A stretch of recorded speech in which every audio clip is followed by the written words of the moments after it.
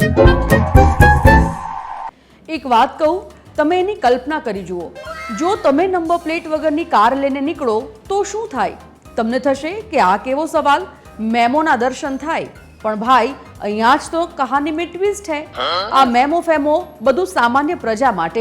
મંત્રીઓ તો સત્તાના કોરિડોરમાં જ નંબર પ્લેટ વગરની કાર લઈને આવી જાય. ગાંધીનગર સ્વર્ણિમ સંકુલમાં એક મંત્રીએ નવી પણ નંબર પ્લેટ વગરની ગાડી લઈને સોટો પાડ્યો. ત્યાં સુરક્ષા વ્યવસ્થા હોવા છતાં કોઈએ રોકવાની હિંમત ન કરી.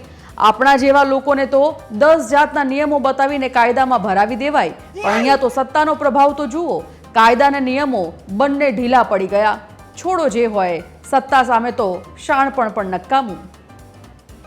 આજકાલ ટીવી ચાલુ કરો એટલે સિંહ અને દીપડાના જ સમાચાર લગભગ હોય છે. છેલ્લા ઘણા સમયથી તો જોઈએ કે સિંહોના માણસો પર હુમલા વધી રહ્યા છે.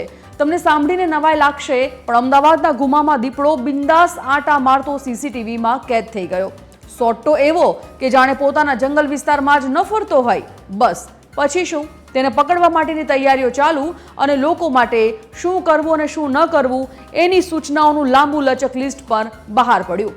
હવે સ્વાભાવિક છે કે માણસ જ્યારે પ્રાણીઓના વિસ્તારમાં ઘૂસી ગયો હોય તો પ્રાણીઓ માણસના એરિયામાં આવે એમાં શું નવું છે? અત્યાર સુધી તંત્ર કૂતરાઓની પાછળ હાથ પગ ધોઈને પડ્યું હતું. હવે સિંહ અને દીપડા પણ પકડશે.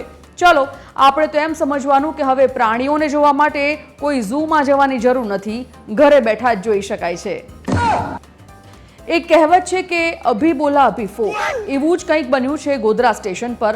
હમણાં જ લોકાર્પણ અને કલાકોમાં જ ડખા. જી હા, કરોડોના ખર્ચે સ્ટેશનનું આધુનિકીકરણ કરીને પીએમએ વર્ચ્યુઅલી લોકાર્પણ પણ કર્યું અને એ પછી જોવાવાળી થઈ અને કલાકોમાં જ લિફ્ટ ખોટકાઈ ગઈ.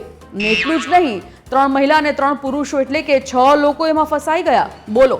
જો કે એ લોકોએ જ કંટ્રોલ રૂમમાં ફોન કરીને જાણ કરી અને પછી તો લિફ્ટને એ તે તોડી મરોડીને બધાને બહાર કાઢવામાં આવ્યા. શ્વાસ તાળવે ચોંટી ગયા અંદરના અને બહારના બંનેના લોકોના.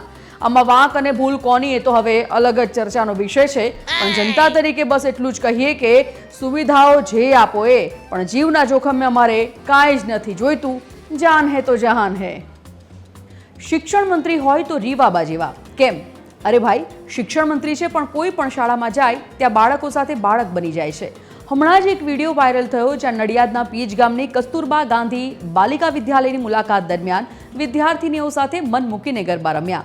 આવું પહેલીવાર નથી બન્યું.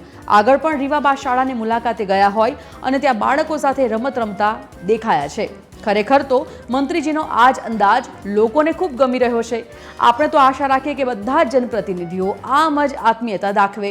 આખરે તમને બનાવવાવાળી તો જનતા જનાર્દન જ છે ને. ચલો ત્યારે આવજો.